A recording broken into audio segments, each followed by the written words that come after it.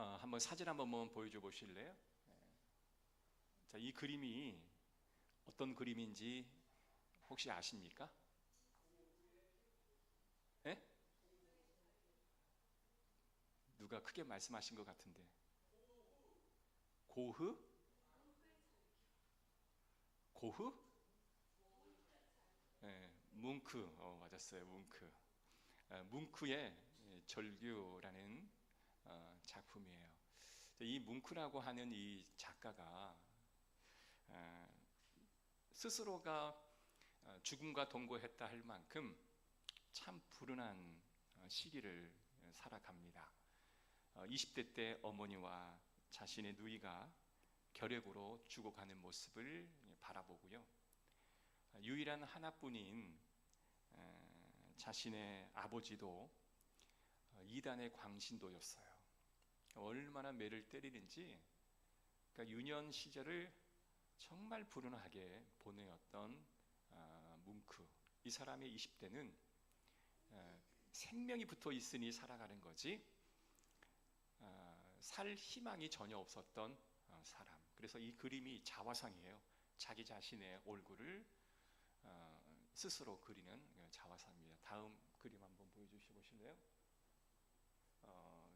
뭐 하는 그림 같으세요?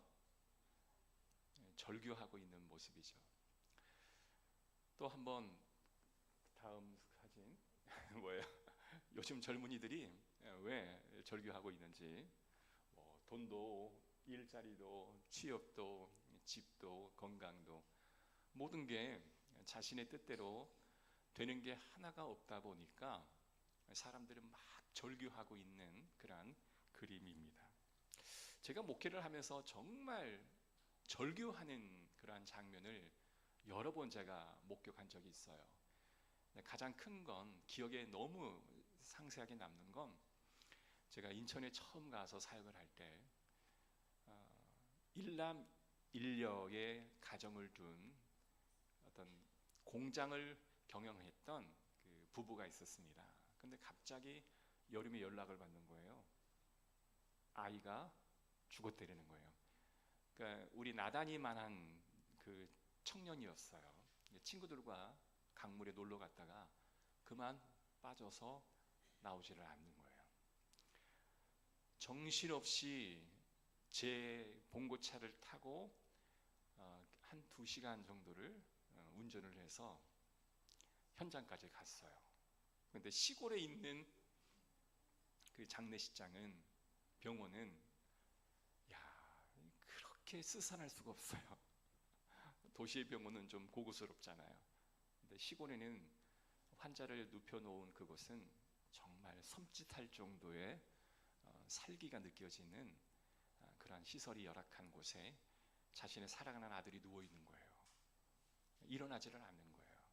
근데 거기서 절규하는 그 아버지 어머니의 모습을 제가 옆에서 지켜봐야 하는데, 그때는 30대 초반에 제가 부목사였기 때문에 어떻게 제가 위로를 해야 할지, 이 상황을 어떻게 설명을 해야 할지 도무지 알 바가 없어서 사실은 사람에 대해서 위로하는, 치유하는 것을 더 많이 준비해야겠다라고 결심하는 그때가 됐었습니다.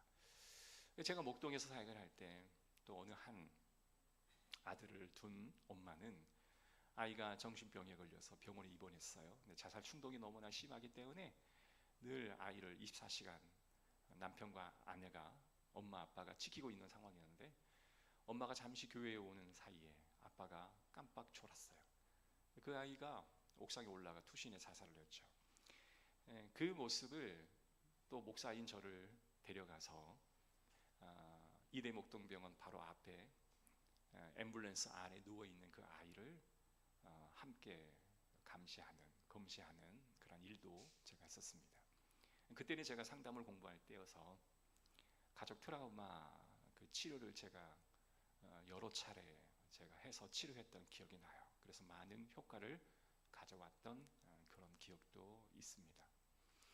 이다시피 사람들인 내가 어떤 상식적인, 그리고 어떤 좀 고상하게 논리적인 방식으로 일을 처리할 수 없는 절체절명의 위기 상황에 놓여졌을 때 사람들은 절규하게 돼요.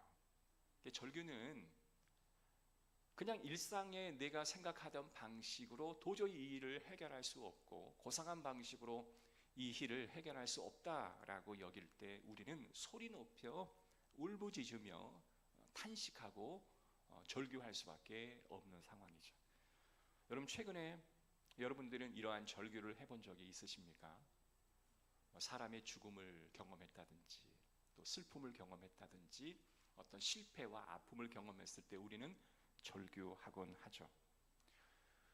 그러나 이렇게 소리 질러 하는 이 절규도 있지만 침묵의 절규도 있는 것을 우리는 알아야 해요. 특히 우리 남성들은 여성에 비해서 감성이 풍부하지 못하기 때문에 절규하지 못한 건 결코 아닙니다. 똑같은 감정을 가지고 있지만 절규하는 것을 소리 없이 가슴으로 이렇게 절규하는 경우들이 굉장히 많아요. 남자들은 누가 죽었으면 결코 사람들이 보는 앞에서 절규하지 않습니다.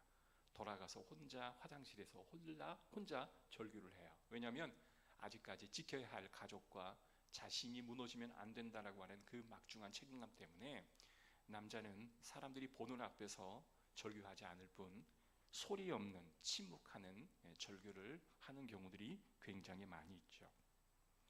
우리 삶에서 정말 내 힘으로는 도저히 할 수 없다, 절체절명의 위기 가운데 있다라고 할 때 우리는 소리 내는 절규와 침묵의 절규를 하게 되어지는데, 영혼의 바닥에 떨어졌을 때에 진심으로 도움을 청하고자 할 때 나오는 것이 바로 절규입니다. 하나님이 살아계시다면 나를 좀 도와주십시오. 하나님이 만약에 살아계시다면 나에게 힘을 주십시오. 이렇게 믿지 않는 사람들도 절체절명의 위기 상황 가운데는 하나님을 찾더라고요. 탈북하는 탈북자들이 물에 휩쓸려서 거의 에너지가 하나도 남아있지 않는 상황에서 하나님이 살아계시다면 나를 지금 살려달라고, 나를 살려주시면 내가 교회 가겠다고. 그래서 여러분, 탈북민들이요, 교회에 출석하는 퍼센티지가 굉장히 높아요. 왜냐하면 그들은 사선을 넘어왔기 때문에 하나님 앞에 절규하고 하나님의 도우심을 정말 체험한 사람들은 교회로 오는 경우들이 너무 많은 것을 보게 됩니다.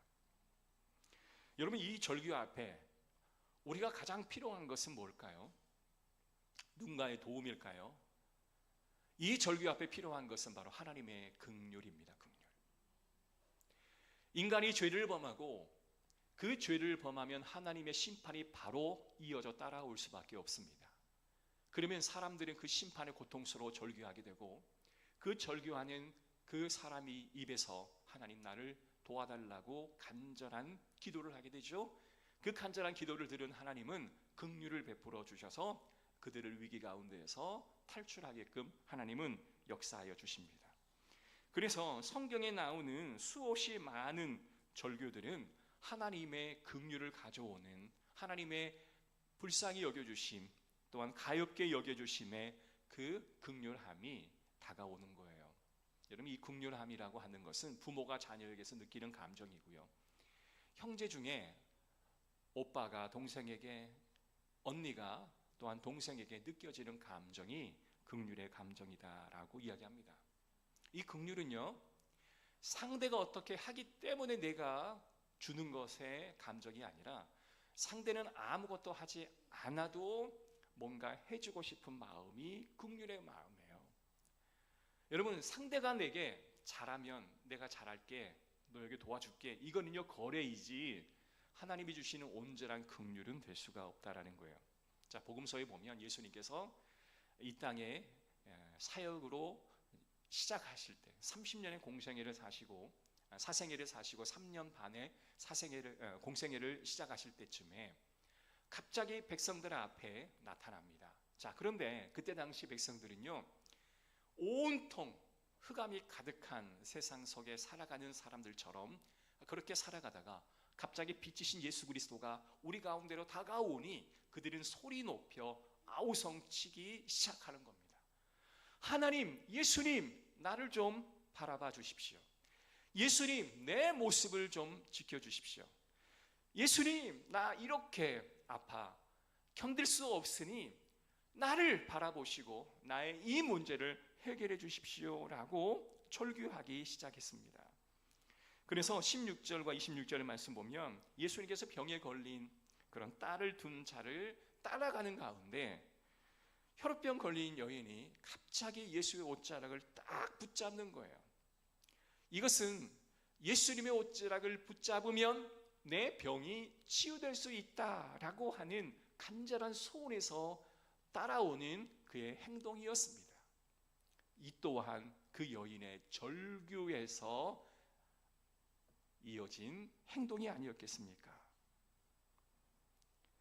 27절과 31절의 말씀은 맹인 두 사람은 예수님을 따라다니면서 앞이 보이지 않으니까 예수님, 예수님 그냥 동서남북을 바라보면서 예수님 거기 계시다면 나를 좀 살려주십시오 라고 막 소리치기 시작하는 거예요. 여러분, 이 상황을 한번 상상해 보세요. 예수님이 길을 걸어가고 있는데 그냥 전방위적으로 도와주세요, 살려주세요. 가까이에 있는 여인은 예수님의 옷자락을 막 붙잡아요. 그냥 그 상황은 빛으로 오신 예수 그리스도의 그 빛을 얻기 위하여 소리 지르고 정말 마음속에 간절히 부르짖는 그러한 일들이 막 여기저기서 막 일어나는 거예요. 여러분, 부흥 집회 혹시 가보신 적이 있습니까? 우리 어렸을 때에 부흥사가 설교하고 우리 통성 기도합시다 그러면 어때요? 막 여기저기서 막 절규하는 소리가 막 쏟아지는 거예요. 보통 때면 막 소리 높여 기도하면 뒤에서 어떤 권사님이 좀 교양 있게 기도하세요.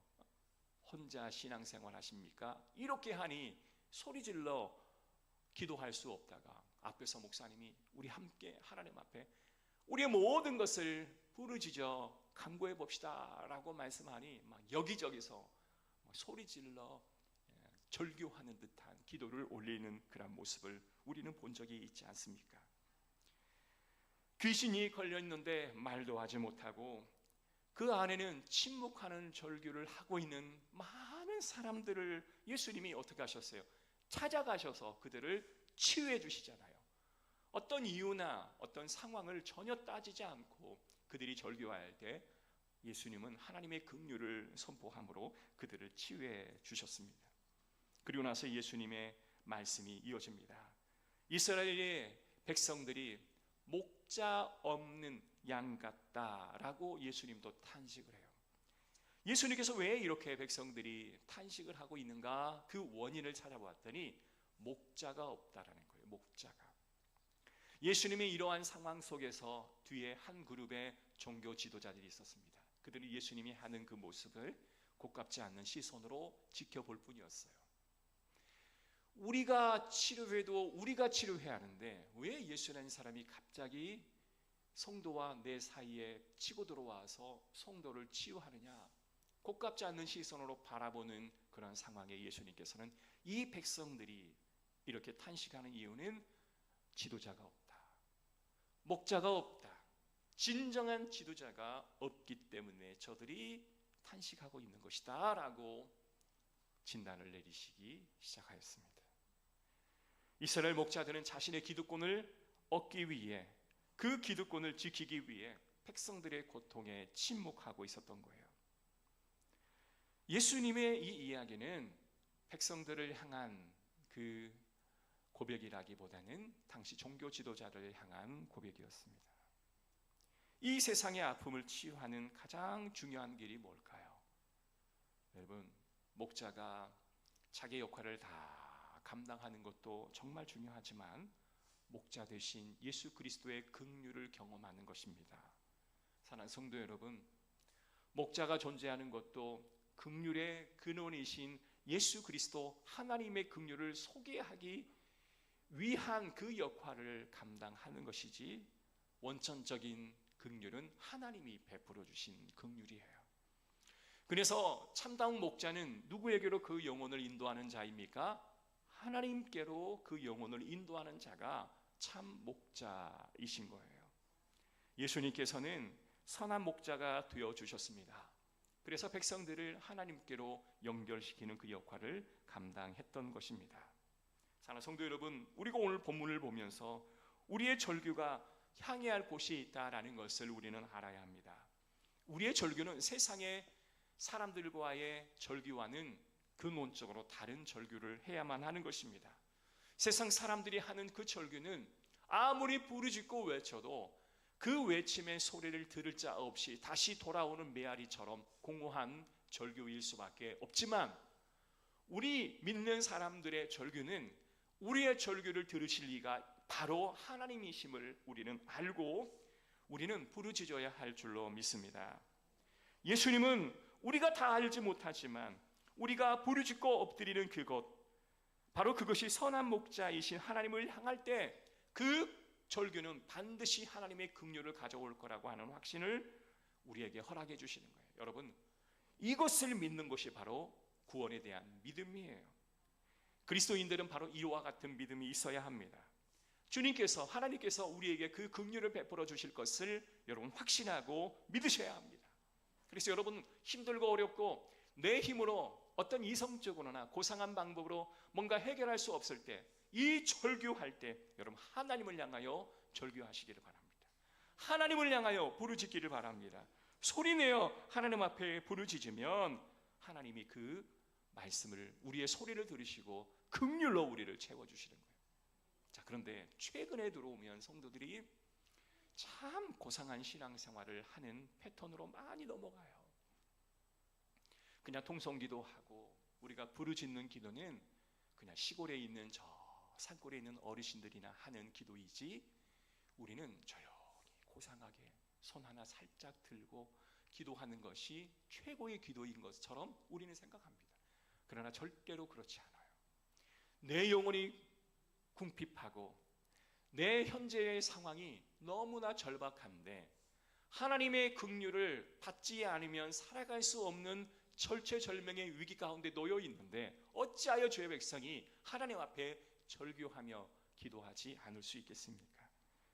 우리가 고상해진다라고 하는 것은 우리에게 영적인 질병이 걸렸다라고 하는 신호예요.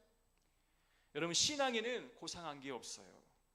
여러분, 우리가 고상하게 하는 이유는 하나님과의 관계를 적당히 거리를 유지하려고 하는 우리의 마음의 본성입니다. 너무나 부르짖게 되면 뭔가 다가가야 할 것 같으니 적당한 거리를 유지한 채 내가 믿는 것 어느 정도만 유지하고 살아가고 싶다라고 하는 우리의 마음의 본심이 아닐까 싶습니다. 이건 영적인 위기의 신호입니다. 사랑하는 성도 여러분, 하나님을 향한 간절함이 사라지는 것은 영적인 위기 신호가 감지되었다라고 여러분 믿으시고, 내 안에 이러한 간절함이 사라지는 것을 여러분 두려워하시기를 주의 이름으로 축복합니다. 여러분, 우리 안에 터져나와야 할 절규는 과연 무엇일까요? 어떠한 것이 공평한 건지 냉철한 것인지는 정확히 모르겠지만 우리 마음이 가난해지지 않으면 하나님의 긍휼을 우리는 맛볼 수가 없습니다. 우리 마음이 하나님으로 인하지 않고 다른 것으로 충분하면 우리는 절규하지 않습니다. 내 안에 진짜 해결해야 할 절규를 덮어버리고 다른 것으로 자꾸 그것을 메꾸려 하다 보면 내 안에 있는 상처는 더 커질 것이고, 커진 상처를 바라보며 절규하지 못함으로 우리는 그냥 내 영혼이 병든 채 하루하루를 살아갈 수밖에 없다라는 거예요. 사랑하는 성도 여러분, 하나님은요 우리에게 긍휼을 허락하실 때 우리에게 자격을 요구하지 않습니다. 야, 너 이렇게 해, 너 이런 행동해, 너 이렇게 하나님 앞에 헌신해, 그래야 내가 너에게 긍휼을 줄게, 이렇게 말씀하지 않으셨어요. 하나님은 우리의 성장과 변화를 담보로 선한 목자가 되어주시겠다라고 말하지 않으셨어요. 여러분, 양과 목자의 글을 썼던 필립 켈러라고 하는 분이 있습니다. 이분은 실제로 8년 동안이나 양을 쳐본 목자였습니다. 근데 시편 23편에 보면 너무나 시편이 고상하게 아름답게 기록되어 있잖아요. 이분은 이렇게 말합니다. 양을 치는 과정은 결코 녹록지 않는 과정입니다. 아름다운 일이 결코 아닙니다라고 말을 해요. 양을 치는데 실제는 그렇지 않더라. 하얀 빛깔의 양, 보기에도 아름답고 또 보기에도 평온하며 푸른 초원에 누워있는 양의 모습을 보면 그렇게 고즈넉하고 서정적일 수가 없어요. 그러나 실제로 양을 치는 현장은 그렇지 않다라는 거예요. 늘 늑대의 위협 앞에 막대기를 들고 서야 하고, 양들은 한치의 앞을 볼 수 없어서 자기네들끼리 부딪히고 싸우고 막 뒤엉켜 자기의 그 무거운 그 털을 깎아주지 않으면 무거워서 앞을 눈을 가리고 그냥 한 걸음도 걸을 수 없는, 그리고 어느 한 사람이 잘못된 낭떠러지로 가게 되면 줄줄이 그 낭떠러지를 향해서 뒤쫓아가는 그러한 양의 습성들을 바라보면서 결코 양을 치는 그 모든 과정은 쉬운 길이 아니다. 여러분, 이 이야기를 가장 공감하는 자가 누구일까요? 목양을 하는 목회자입니다. 목회자는 양떼와 성도들을 매우 비슷하게 바라봅니다. 두려움이 많죠. 소심하죠. 때로는 완고합니다. 어리석을 때가 있습니다. 군중 심리에 빠져드는 양들을 바라볼 때가 있습니다. 본문의 종교 지도자들이 쉬웠을까요? 어려웠을까요? 종교 지도자들은 그리 쉬운 일을 할 수 있지는 않았을 겁니다. 그러나 그 종교 지도자를 향하여 양들에게 목자가 없어 백성들이 탄식한다라는 이 말은 뭐냐면, 그들은 자신의 기득권을 지키기 위해서 위기 오면 모든 것을 하늘 것처럼 달라들지만 자신에게 아무런 유익이 되지 않고 오히려 피해가 된다라고 생각하면 전부 다 도망가 버렸습니다. 그게 바로 종교 지도자들이 없다라고 이야기하는 거예요. 앞에 버젓이 서 있지만 종교의 지도자들이 없다, 목자가 없다라는 말은 그들은 양을 위해서 헌신할 준비가 되어 있지 않다라고 이야기하는 거예요. 겉으로 보면 착해 보이고 좋은 사람 같아 보이지만 결정적인 순간에는 다 도망가 버린다라는 것입니다. 목자들도 도망가지만 양들도 도망간다라는 거예요. 양들이 흩어지는 거예요.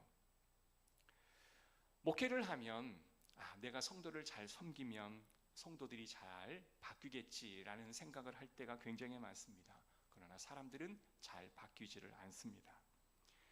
여러분, 선한 목자의 기준이 뭘까요? 첫 번째는요, 양떼를 위해 목숨을 버린다입니다. 도망가지 않고 지키다가 원수를 이겨낼 힘이 없다면 여러분 어떻게 할까요? 함께 부둥켜 안고 죽는 겁니다. 목자가 목숨을 버린다라고 하는 것이 뭘까요? 우리는 다 그리스도의 양떼입니다. 그리스도의 복음을 전하러 가는 사람들입니다. 우리가 어떤 한계치에 또한 경험할 때 무너지고 포기한다라고 생각할 수 있다라는 거예요. 여러분, 우리는 순간순간 포기하고 싶을 때가 너무나 많습니다. 그러나 그 포기하고 싶은 마음을 예수 그리스도께서 지셨던 저 십자가 위에 못 박아 함께 죽게 하는 겁니다. 이게 바로 목숨을 버리는 거예요.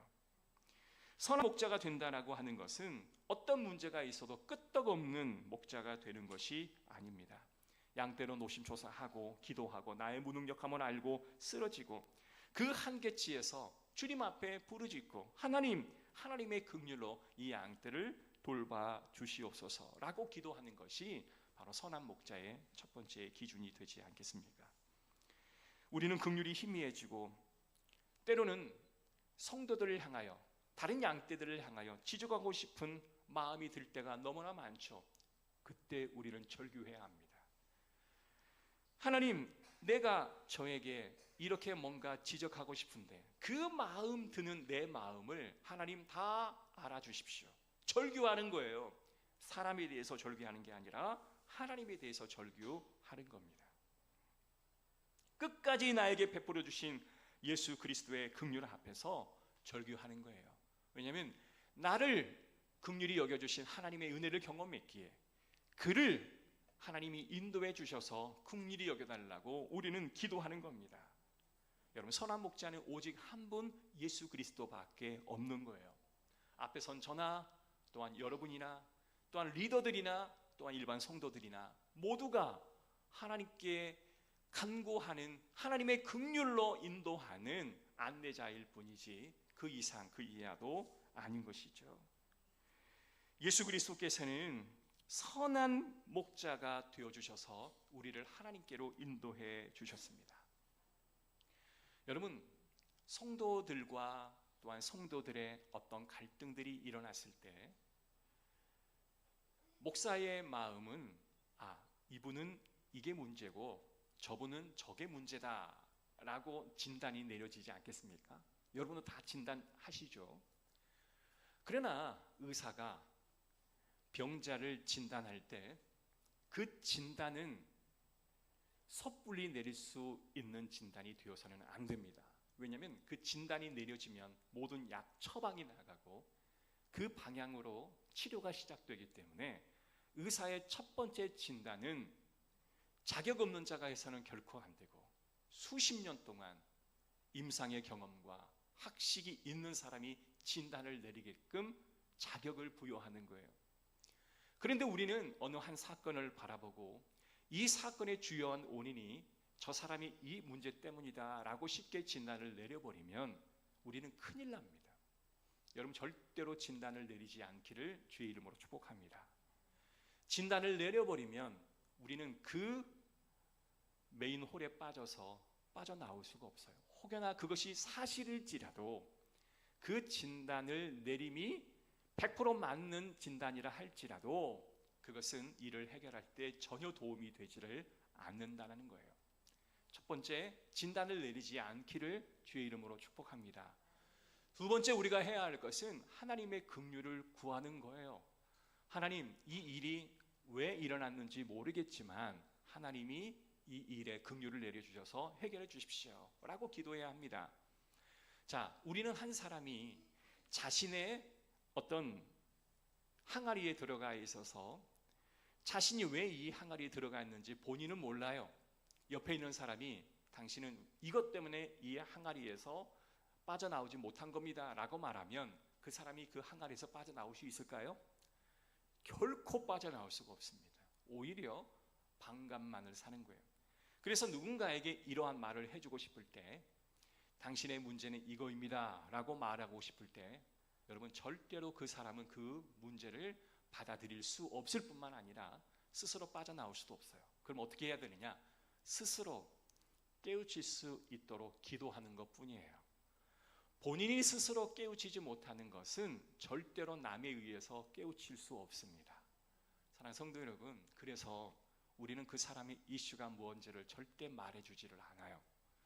여러분들의 가장 큰 문제점이 뭐다라고 하는 것을 목사 입에서 절대 말해주지 않습니다. 어느 정도 진단을 하지만 말해주지 않아요. 왜? 말해주면 오히려 반감을 갖기 때문에 그렇습니다. 사람이 그래요. 사람의 원래 그런 존재예요. 어떻게 해요? 스스로 알고 빠져나올 수 있도록 도움을 드리는 거예요. 그리고 그것을 좁혀갈 수 있도록 옆에서 협력을 해주는 겁니다. 끊임없이 중보해 주는 겁니다. 그래서 목사님이 말한 이것이 바로 이것 때문에 이렇게 말씀하셨구나 라고 깨닫는 거예요. 근데 그 깨달음의 시간이 길게는 6개월, 1년, 2년 걸릴지라도 반드시 깨닫는 순간이 옵니다. 그것을 우리는 기다려야 하는 거예요. 사랑하는 성도 여러분, 예수님께서는 31절 38절의 말씀을 보면 복음 전파를 하기 위해 도시와 두루 마을을 다니셨습니다. 그리고 회당에 가셔서 가르치셨고 그리고 모든 천국 하나님의 나라를 전파하셨습니다. 여러분, 우리 교회가 바로 그러한 교회가 되어야 해요. 말씀이 선포가 되고 치유하는 공동체가 되어야 합니다. 예수님께 이렇게 말합니다. 야, 너희는 치유하는 공동체가 되어라. 그런데 세상에 추수할 것이 너무나 많은데 일꾼이 적습니다. 일꾼 보내달라고 기도하라.